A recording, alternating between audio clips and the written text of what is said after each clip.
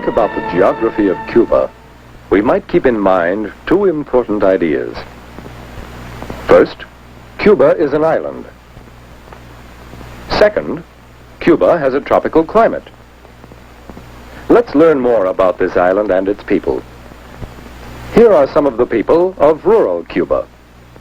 There are many different types of Cuban people, including those descended from the original Spanish settlers, those descended from Negro slaves brought to the island, and some descended from various European and West Indies peoples. What relationships can we find between these people and the big island on which they lived? The tropical island of Cuba lies in the Caribbean Sea, just south of the United States and east of Mexico. It is only 90 miles from the United States, so near that the affairs of the two countries have always been closely related. Cuba's strategic position puts it on important sea lanes. Here, here, and here. Two of these lanes are gateways to the Panama Canal. Because of its strategic position, Cuba was called the key to the New World by the early Spanish explorers.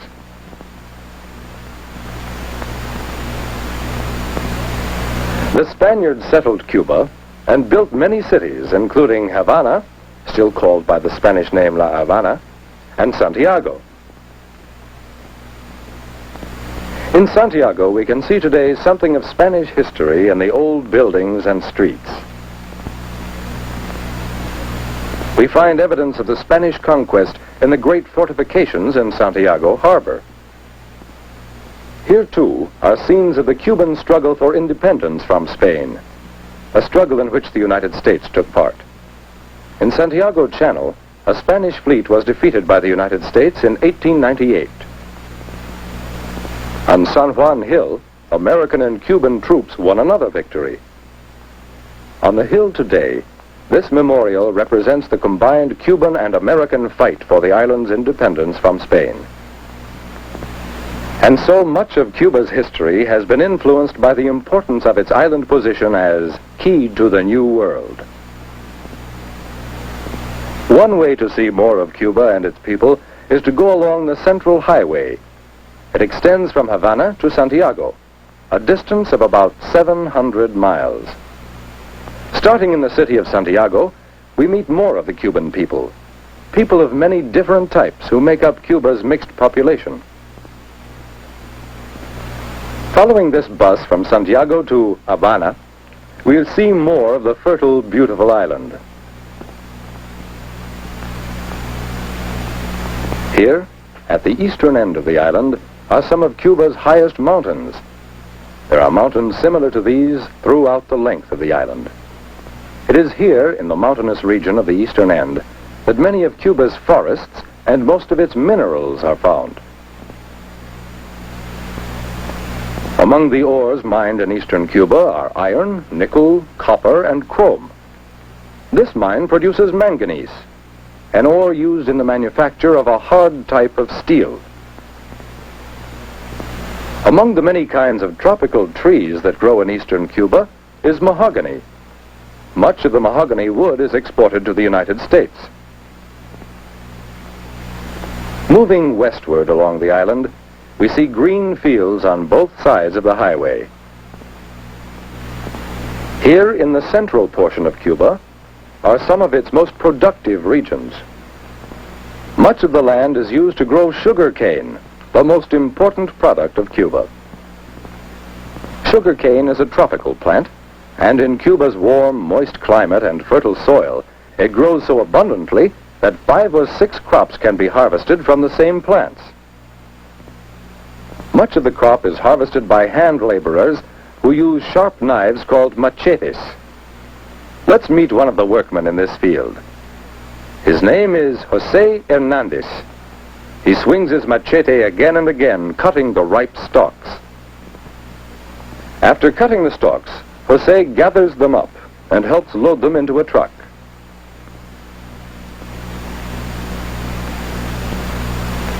Jose and the other men do not work in the fields during the hottest part of the day.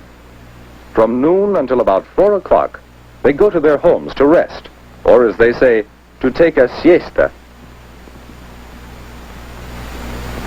Jose and his family live in a simple thatched hut called a bohío. Jose owns a goat and a few ducks and chickens, which his wife cares for. Near the hut are some banana trees that provide fresh fruit for the family. As in most tropical countries, life is easy and pleasant.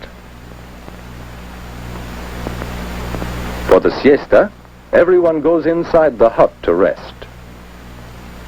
After siesta, work on the plantations is resumed. In the midst of the plantation is the central, or sugar mill, where the harvested sugar cane is brought to be processed. At the central, the cane is pressed, and the juice is changed into raw sugar.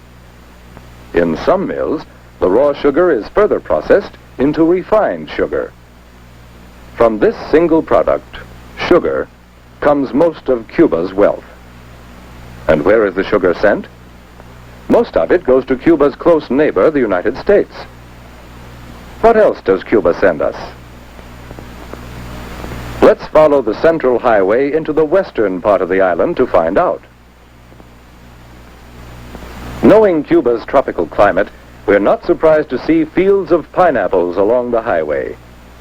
Like sugarcane, pineapples thrive in Cuba's fertile soil and year-round warm weather.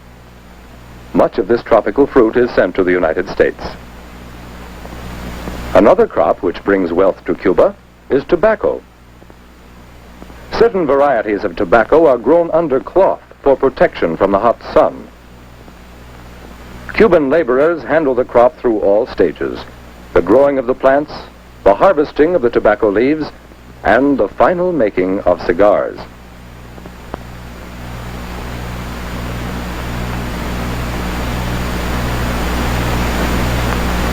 This is one of the many cigar factories in Havana. Supervising the work is the foreman, Miguel Perez. Senor Perez is one of many men who earn their living in the tobacco industry. Let's follow Miguel Perez as he leaves the factory to go to his home in Havana. He dodges the traffic of the evening rush hour and runs to catch his bus for home. The bus passes the Prado, Havana's famous boulevard. Nearby is the University of Havana. Among the students is Pedro Perez, Miguel's son. After classes, Pedro and his fellow students walk through Havana. They pass the Capitol, a beautiful building that resembles the United States Capitol in Washington. Later, Pedro and his friends find their way to one of Havana's beaches. Cuba's beautiful beaches and pleasant climate are among the attractions that bring tourists from other lands, many of them from the United States. The Cubans, too, appreciate the beauties of their own land. Sometimes for recreation, Miguel takes his family for a drive through Havana. Among the familiar Havana sights that the family sees is this statue of Jose Marti, the hero of Cuba's War of Independence. Here is Columbus Cathedral, named after the famous discoverer of the New World. Along Havana's docks are ships loading Cuban products that go to the United States and other countries. And near the mouth of Havana Harbor stands Morro Castle, one of the great forts that the early Spaniards built to protect their island, their key to the New World.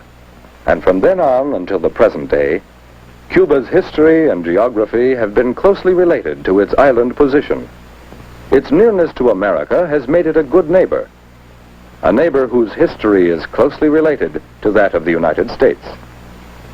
Cuba's natural wealth includes many valuable products. Among them are tropical woods such as mahogany, tropical fruits such as pineapple, special crops such as high-grade tobacco, and of course, the most important single product, sugar. These are some of the things produced by the Cuban people who live on the big island with the tropical climate.